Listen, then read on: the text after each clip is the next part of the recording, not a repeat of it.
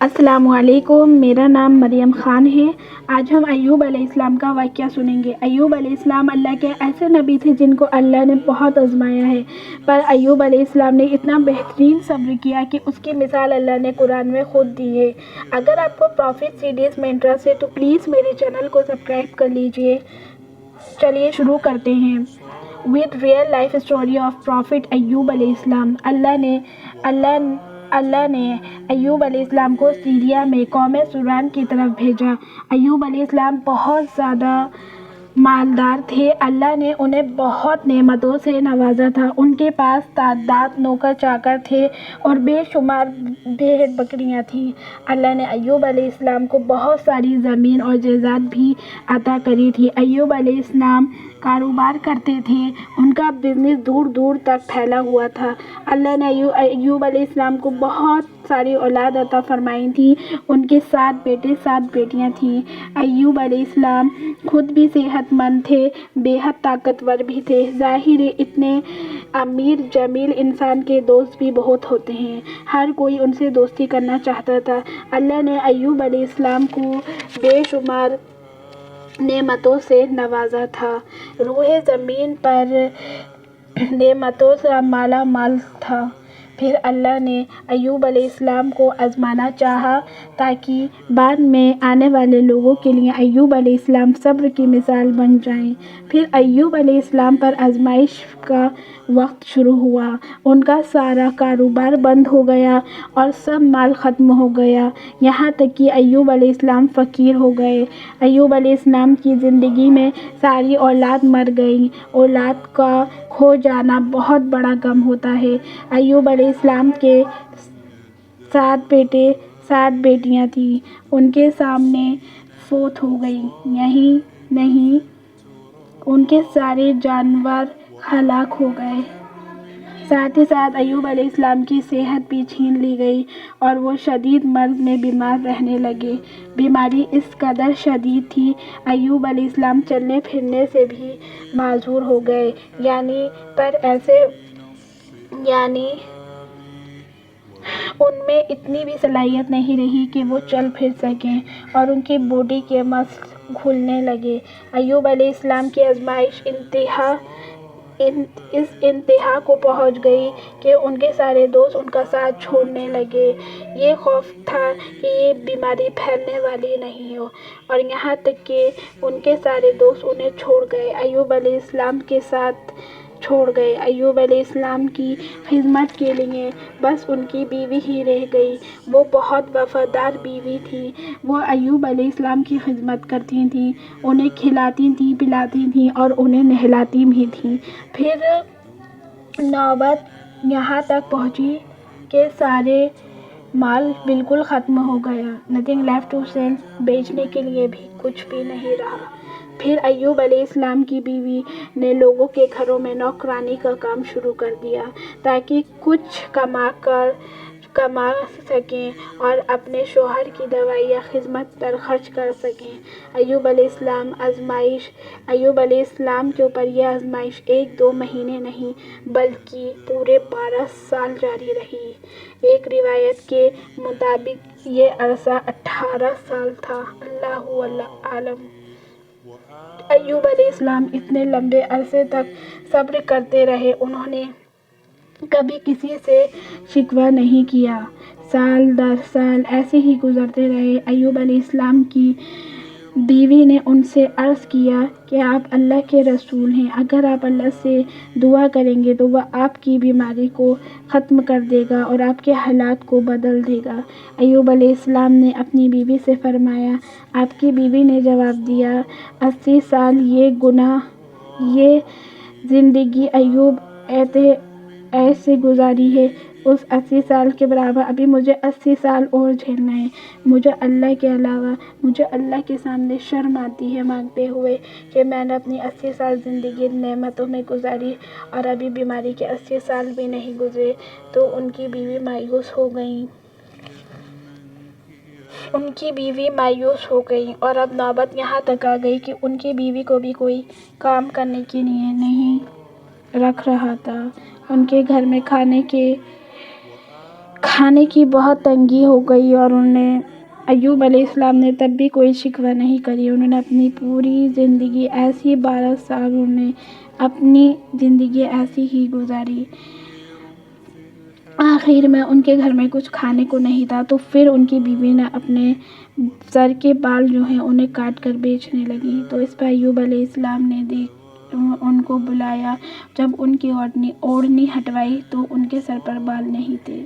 تو ایوب علیہ السلام کو بہت برا لگا. تو انہوں نے تب اللہ سے یہ دعا کری، یا اللہ مجھے صحت دے دے میری اس بیماری کو. تو اللہ تعالیٰ نے اسی ٹائم پہ ان کی وہ دعا سن لی اور انہیں صحت دے دی.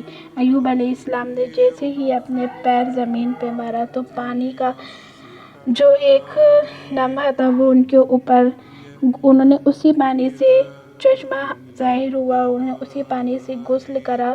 تو جیسے ہی غسل کرا تو وہ بیماری جو تھی ان کی، اسی باہر کی بیماری سب ختم ہو گئی.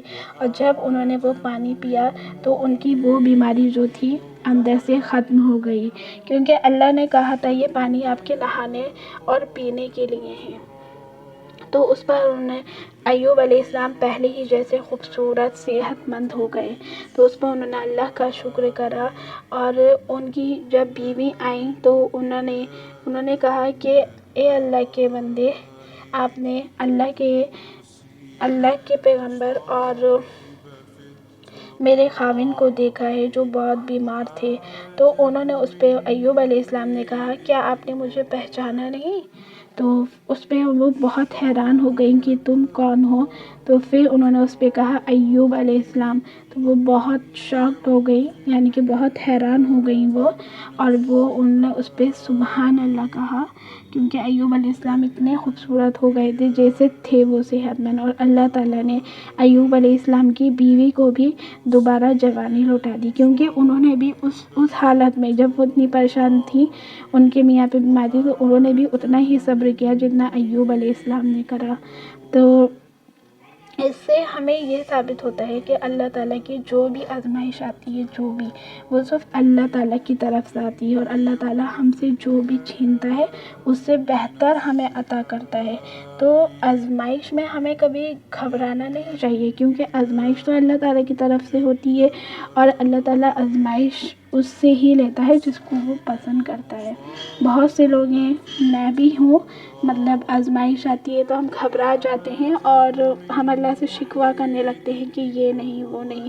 لیکن ہمیں ایسا نہیں کرنا چاہیے. ہمیں اللہ کا ہر حال میں شکر ادا کرنا چاہیے، کیونکہ جب بھی شکر کی مثال ہوتی ہے تو صبر ایوب علیہ السلام کی مثال دی جاتی ہے، کیونکہ اللہ تعالیٰ نے خود قرآن میں ان کی مثال دی ہے ایوب علیہ السلام کی. کیونکہ ایوب علیہ السلام جیسا صبر کوئی نہیں کر سکتا. انہوں نے جیسا صبر کرا، ان کو کیسی بیماری ہوئی، سب کچھ ان کا ہونے کے باوجود ان کا سب کچھ ختم ہو گیا. پھر اللہ تعالیٰ نے ان کو 26 اولادیں نوازی. کہا جاتا ہے کہ ان کی 26 اولادیں، 26 لڑکے تھے اور الگ سے لڑکیاں بھی تھیں. اللہ تعالیٰ نے ان کا واپس سے خاندان دوبارہ وہ ہو گیا. اللہ تعالیٰ نے جس ٹائم پہ انہوں نے غسل کرا تھا اسی ٹائم پہ اللہ تعالیٰ نے سونے کی کوائن، یعنی کہ سکے، اس کی جیسے بارش ہونے لگی ان کے اوپر. انہوں نے اس کو جو خنجر تھے اس سب کو جمع کرنا شروع کر دیا، کیونکہ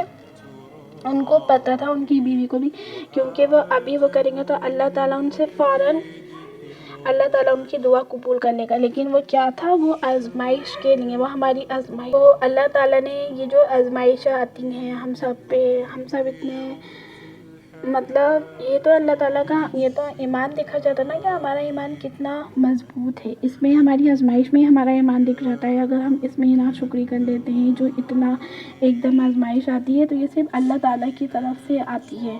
تو ویسے ہی اللہ تعالیٰ نے ایوب علیہ السلام کے پاس سب کچھ تھا، وہ سب کچھ تھا ان کے پاس. لیکن آج کل کے لوگ ایسے ہیں، اگر ہمارے پاس کوئی بیماری آتی ہے تو وہ کیا بولتے ہیں کہ انہوں نے کوئی گناہ ہی ایسا کرا ہوگا جو ان پہ یہ بیماری آ رہی ہے.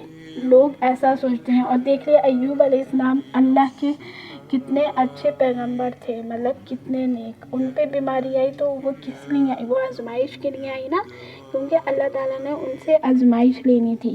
وہ کوئی وہ نہیں تھے. یہ غلط کہا جاتا ہے کہ مطلب ہم گنہگار ہیں تو یہ آزمائش اس لیے آئی. یہ گنہگار کے لیے، کیونکہ اللہ تعالیٰ آزماتا بھی اسی کو ہے جس کو وہ چاہتا ہے، جس کو وہ پسند کرتا ہے. آزمائشیں سب انہی کے لیے ہیں. تو ہم سب کو کبھی بھی کسی پہ تانے مت دیں کہ آپ کو ایسی بیماری ہے، آپ نے ایسا کرا ہوگا، یہ ہوگا.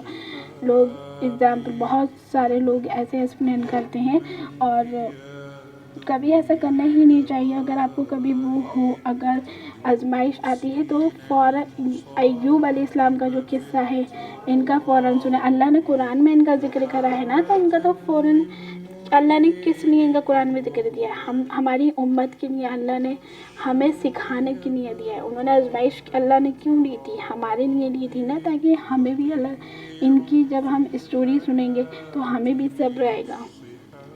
لیکن لوگ اس بات کو بالکل نہیں وہ کرتے. لوگ اس بات کو غلط لے جاتے ہیں. اگر ان کے اوپر آزمائش کا وقت آتا ہے تو وہ اسے غلط لے جاتے ہیں کہ یہ بندہ تو اتنا وہ تھا، یہ اتنا گنہگار تھا، اس لیے اللہ تعالیٰ نے اس کے ساتھ ایسا کرا. ایسا بالکل نہیں ہے. ہم ایسا کسی کو نہیں کہہ سکتے، کیونکہ یہ اللہ جانتا ہے کون کیسا ہے. یہ اللہ کو پتہ ہے.